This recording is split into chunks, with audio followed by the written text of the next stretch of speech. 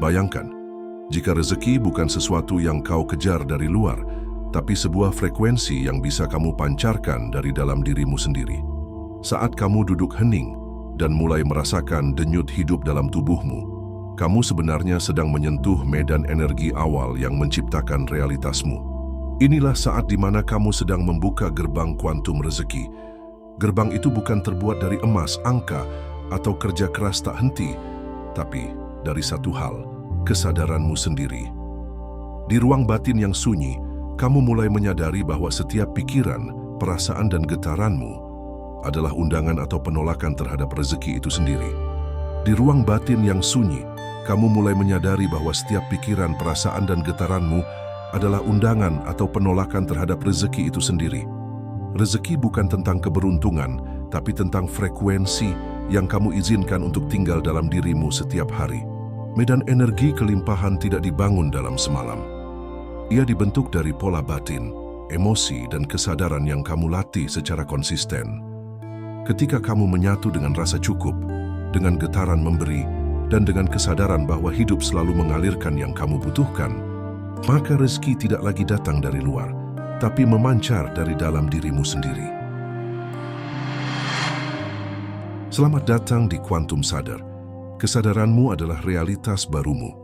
Dalam serial ini, kita akan menyelami bagaimana kesadaran menciptakan aliran rezeki bukan melalui logika dunia semata, tapi melalui frekuensi batin, energi syukur, dan pembebasan diri dari pola bawah sadar. Jika kamu merasa uang selalu menjauh, mungkin bukan karena dunia menolaknya, tapi karena ada bagian dari dirimu yang belum siap menerimanya. Mari kita mulai perjalanan ini dari dalam, karena dari sanalah segalanya bermula.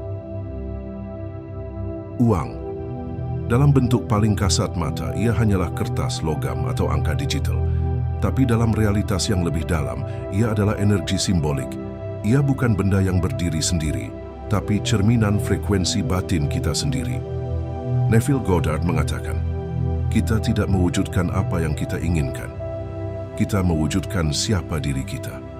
Ini berarti, uang tidak datang karena kita butuh, tapi karena kesadaran kita selaras dengan keberlimpahan, karena tubuh, pikiran, dan energi kita sudah menjadi rumah yang siap untuk menerimanya.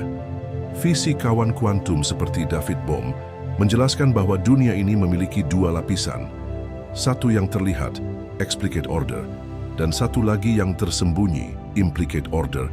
Rezeki yang tampak hanyalah ekspresi dari tatanan tersembunyi itu, dan kesadaran kitalah yang menata tatanan itu.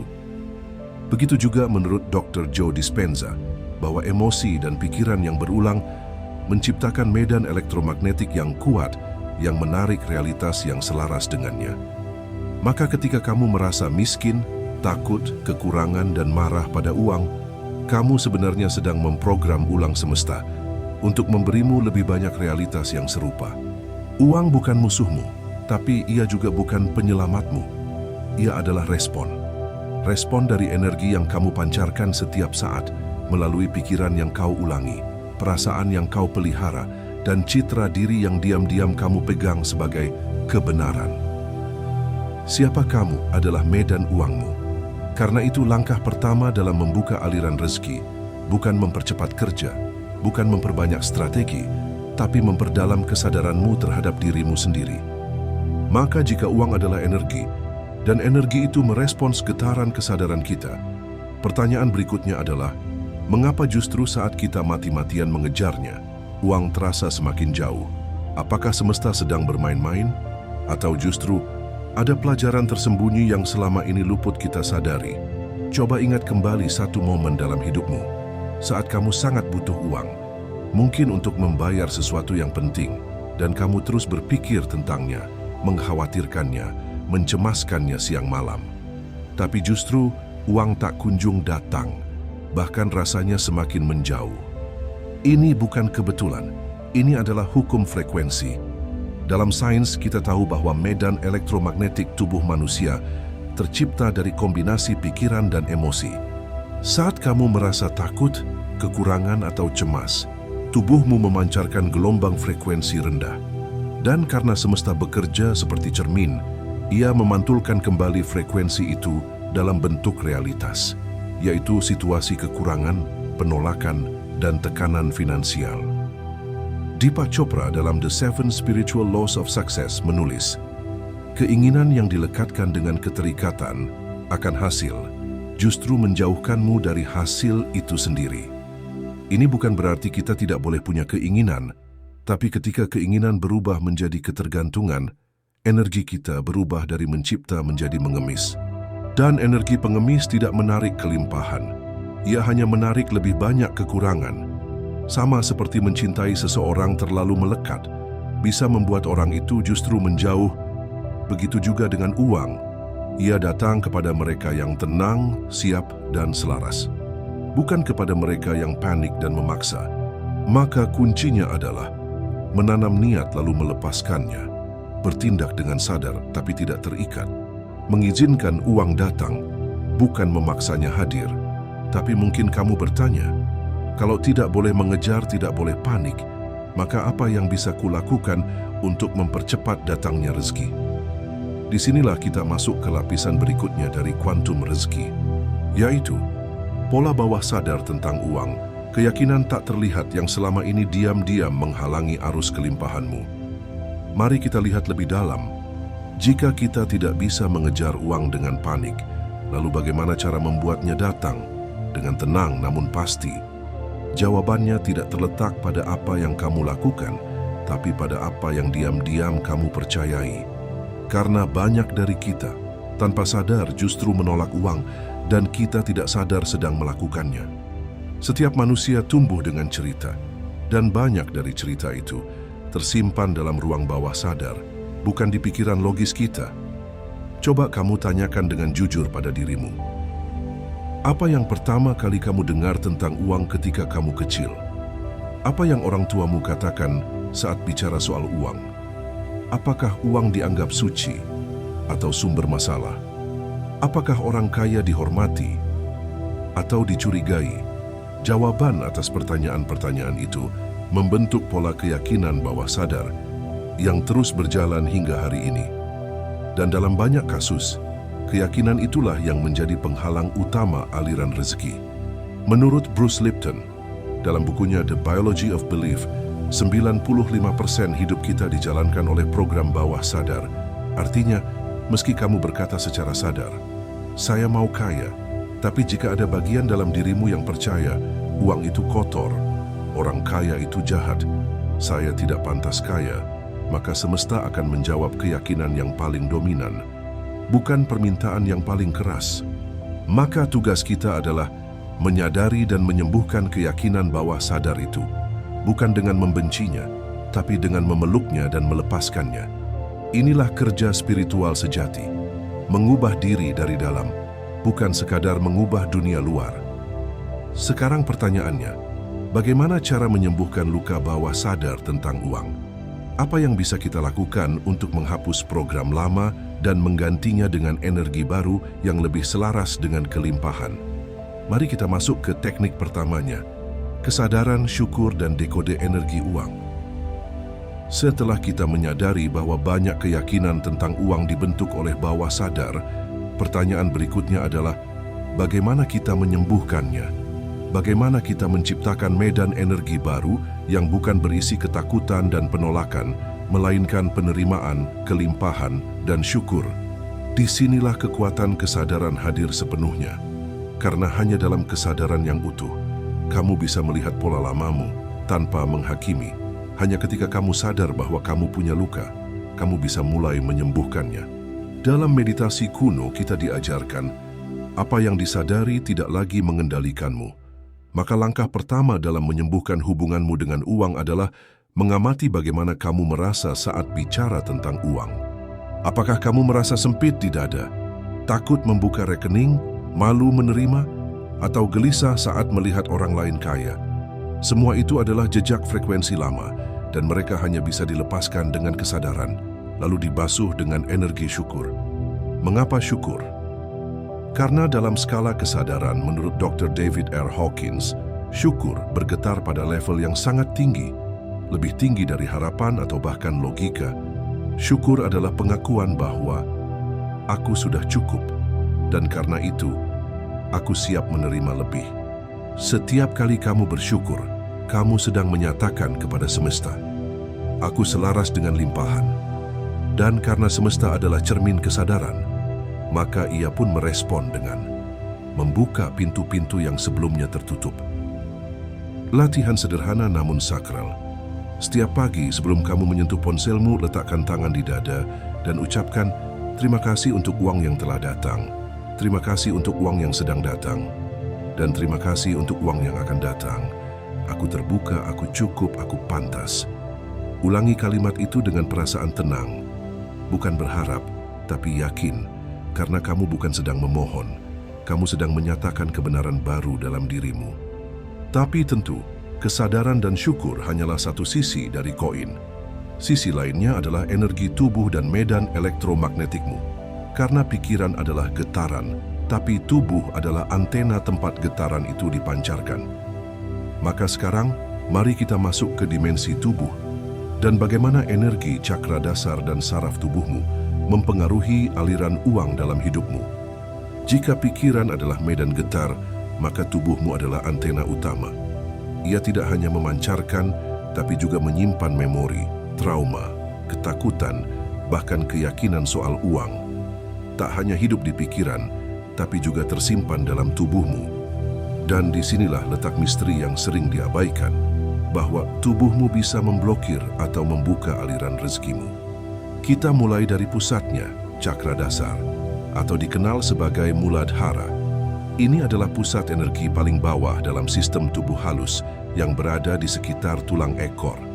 Cakra ini berhubungan langsung dengan rasa aman, kelangsungan hidup, dan tentu saja hubunganmu dengan uang. Saat cakra ini tertutup atau lemah, kamu merasa takut, cemas, ragu untuk bertindak. Tapi saat ia terbuka dan seimbang, kamu merasa kuat, membumi, dan yakin mengambil langkah finansial yang berani. Sains modern juga mendukung ini. Sistem saraf otonom, khususnya saraf vagus, mengatur respons tubuh terhadap rasa aman atau ancaman. Ketika kamu hidup dalam stres finansial kronis, tubuhmu terus-menerus dalam mode fight or flight. Akibatnya, kamu tak bisa masuk ke mode receiving karena tubuh hanya fokus bertahan, bukan menerima. Maka sebelum uang bisa masuk, tubuhmu harus merasa aman dulu. Karena rezeki hanya datang ke sistem yang stabil, tidak ke tubuh yang terus gemetar dalam rasa takut. Latihan sederhana untuk mengaktifkan magnetisme tubuhmu. Duduk tegak, rasakan dasar tubuhmu menyentuh bumi, tarik napas dalam-dalam, dan hembuskan perlahan, fokuskan perhatian ke titik bawah tulang belakang. Bayangkan cahaya merah menyala lembut di sana. Ucapkan dalam hati, aku aman, aku layak menerima, aku sepenuhnya mendukung hidupku sendiri. Lakukan ini setiap pagi sebelum beraktivitas. Ini bukan sekadar relaksasi, tapi cara menyetel ulang sistem saraf dan medan energimu untuk kelimpahan. Tapi energi rezeki bukan hanya tentang tubuh dan pikiran. Ia juga melibatkan hubungan kita dengan tindakan. Apakah kita bertindak dari rasa takut atau dari keyakinan dan intuisi? Di segmen selanjutnya, kita akan masuk ke lapisan berikutnya.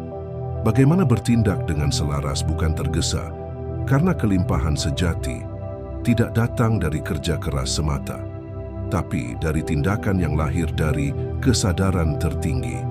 Tubuh yang aman adalah wadah bagi rezeki untuk turun. Tapi wadah itu perlu diisi, bukan dengan kerja yang membabi buta, tapi dengan tindakan yang selaras. Karena bukan hanya apa yang kita lakukan, tapi dari mana energi tindakan itu berasal, yang menentukan hasilnya. Hari ini kita hidup di zaman yang mengagungkan hustle. Semakin sibuk, semakin dianggap sukses. Padahal banyak orang bekerja keras dari pagi hingga malam, tapi tetap merasa kekurangan. Kenapa? Karena tindakan yang dilahirkan dari ketakutan dan keterdesakan hanya memperkuat medan energi kekurangan itu sendiri. Coba dengar baik-baik. Ada dua jenis tindakan. Tindakan dari kesadaran penuh dan keyakinan, atau tindakan dari ketakutan dan kebutuhan mendesak. Yang pertama, tenang, presisi, terinspirasi. Yang kedua, terburu-buru, reaktif, penuh tekanan. Satu menyatakan, aku tahu semesta mendukungku. yang lain berteriak, "Kalau aku nggak kerja terus, aku akan kekurangan." Tapi dalam hukum resonansi, semesta menjawab getaran bukan suara. Neville Goddard pernah mengatakan, "You do not attract what you want, you attract what you are." Maka bukan seberapa keras kamu bekerja, tapi siapa kamu saat kamu bekerja. Apakah kamu sedang bekerja sebagai orang yang penuh kelimpahan, atau sebagai orang yang sedang kabur dari ketakutan tidak punya cukup? Tindakan selaras datang dari intuisi, seringkali sederhana tapi membawa hasil yang luar biasa. Sedangkan tindakan panik terasa sibuk, tapi seperti berputar di tempat yang sama. Maka saat kamu mau bertindak, tanyakan ini pada dirimu. Energi apa yang sedang menggerakkan aku sekarang? Jika jawabannya adalah takut, panik, marah, atau frustrasi, berhentilah sejenak. Kembali ke napas, kembali ke niat, baru melangkah. Kita sudah bicara tentang pikiran, tubuh, dan tindakan. Tapi ada satu elemen yang tak kalah penting, relasi kita dengan penerimaan. Banyak orang lebih nyaman memberi, tapi merasa canggung, bersalah, atau bahkan takut saat menerima. Padahal, penerimaan adalah bagian dari aliran energi rezeki. Di bagian selanjutnya kita akan bahas, apakah kamu benar-benar siap menerima? Dan bagaimana membuka energi feminin dalam dirimu, energi yang menerima tanpa rasa bersalah. Banyak orang rajin bekerja, berpikir, berdoa, bahkan sudah mencoba berbagai teknik manifestasi, tapi tetap merasa rezeki seperti belum masuk juga. Bisa jadi, bukan karena kamu belum cukup berusaha, tapi karena kamu belum benar-benar siap menerima. Dalam ajaran energi kuno dikenal dua kutub. Energi maskulin, memberi, mendorong, bergerak. Energi feminin, menerima, mengalir, membuka. Kita hidup di dunia yang cenderung memuja energi maskulin, kerja keras, ambisi, kontrol, tapi dalam urusan rezeki, energi femininlah yang membuka gerbang penerimaan. Mari kita jujur sebentar. Seberapa sering kamu merasa sungkan saat diberi? Seberapa sering kamu menolak pujian atau merasa nggak enak kalau dibantu? Itu semua tanda bahwa medan penerimaanmu belum terbuka penuh. Kalau kamu belum bisa menerima hal kecil tanpa rasa bersalah, bagaimana kamu bisa menerima kelimpahan besar? Energi feminin bukan soal gender, tapi tentang sikap batin, membuka tangan, merasa layak tanpa harus membuktikan, mengizinkan semesta memberi, tanpa intervensi, tanpa desakan. Penerimaan sejati bukan pasif, tapi diam yang penuh kuasa. Diam yang berkata, "Aku terbuka dan aku percaya." Latihan yang bisa kamu praktikkan untuk membuka medan penerimaanmu. Duduk hening, letakkan tangan terbuka di atas paha, rasakan udara masuk, dan ucapkan dalam hati, "Aku pantas menerima rezeki dalam segala bentuk. Aku membuka ruang dalam diriku untuk segala kebaikan datang." Bayangkan cahaya keemasan turun dari atas kepalamu, mengisi tubuhmu dari ubun-ubun hingga telapak kaki. Biarkan tubuhmu merasakan bahwa kamu layak tanpa syarat.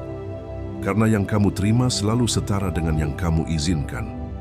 Tapi menerima bukan akhir dari perjalanan. Karena rezeki sejati bukan hanya tentang apa yang masuk, tapi juga apa yang kamu alirkan kembali. Berikutnya, kita akan masuk ke hukum spiritual yang sangat kuat. Memberi adalah bentuk tertinggi dari kelimpahan. Tapi, bukan asal memberi, karena memberi pun punya frekuensi. Ada yang memberi dari cinta, ada pula yang memberi dari rasa takut kehilangan. Saat kamu sudah mampu menerima, tahap selanjutnya adalah mengalirkan kembali. Karena rezeki bukan sesuatu yang kamu miliki, tapi sesuatu yang mengalir melaluimu.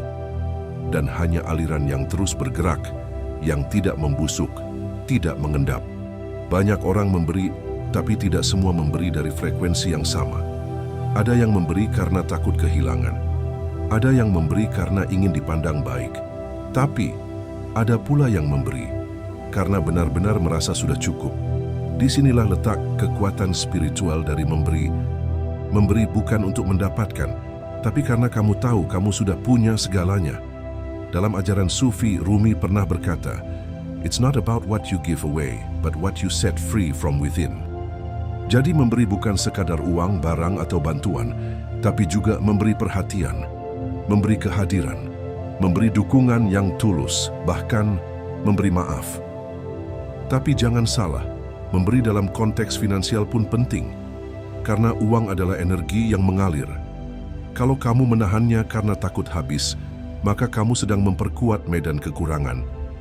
Tapi kalau kamu bisa memberi, meski hanya sedikit, dengan rasa syukur kamu sedang memperluas medan kelimpahanmu.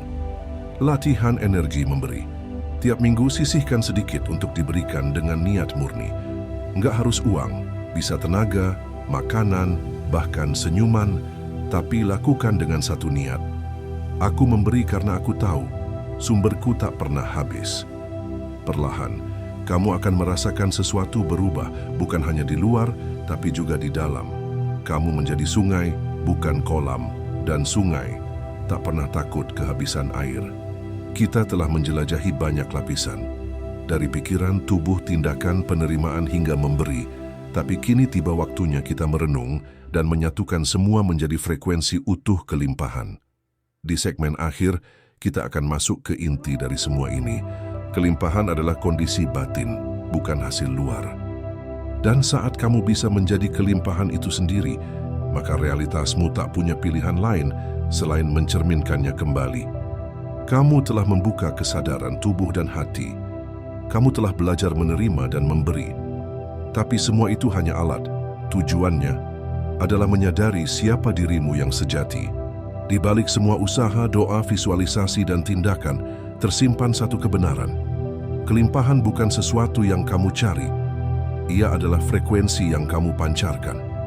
Saat kamu berhenti mengejar dan mulai menjadi, saat itulah realitas mulai tunduk pada getaranmu. Banyak orang mencoba menarik uang, tapi tidak pernah merasa benar-benar cukup. Karena jauh di dalam, mereka masih percaya, aku kurang. Tapi ketika kamu mengubah pusat identitasmu, dari aku butuh menjadi, aku sudah cukup, aku adalah kelimpahan itu sendiri, maka seluruh lapisan semesta mulai menyesuaikan diri. Dengarkan ini baik-baik. Uang hanyalah satu bentuk dari kelimpahan, tapi kelimpahan yang sejati adalah ketentraman batin, relasi yang penuh cinta, kesehatan yang stabil, inspirasi yang tak habis, dan kemampuan untuk hadir sepenuhnya di saat ini. Inilah rezeki yang lebih luas dari angka. Di akhir perjalanan ini, mari kembali ke dalam. Tarik napas perlahan dan ucapkan dalam hati, aku adalah pusat dari medan kelimpahan. Aku tidak terpisah dari sumber. Aku tidak butuh izin dari dunia luar untuk merasa cukup. Cukup adalah keadaanku. Memberi adalah alamiku. Menerima adalah hakku. Jadikan ini praktik harianmu. Bukan sekadar berpikir positif, tapi menjadi positif. Bukan sekadar berharap rezeki, tapi menjadi medan yang pantas didatangi rezeki. Maka semesta tidak lagi perlu diberitahu apa yang kamu mau, karena ia sudah merasakan getaranmu. Dan semesta selalu merespons dengan presisi sempurna. Inilah perjalanan perdana kita dalam serial Kuantum Rezeki. Sebuah penelusuran mendalam dari dalam diri menuju kesadaran sebagai sumber segalanya. Kita tidak akan berhenti di sini. Di episode berikutnya, kita akan membahas lebih spesifik. Hubunganmu dengan uang. Apakah itu berdasarkan cinta, takut, atau luka masa lalu? Karena sebelum uang hadir di rekeningmu, ia lebih dulu hidup dalam keyakinanmu. Kalau kamu merasa terinspirasi, bantu sebarkan kesadaran ini. Klik tombol like dan subscribe, agar lebih banyak jiwa terbangunkan dari dalam.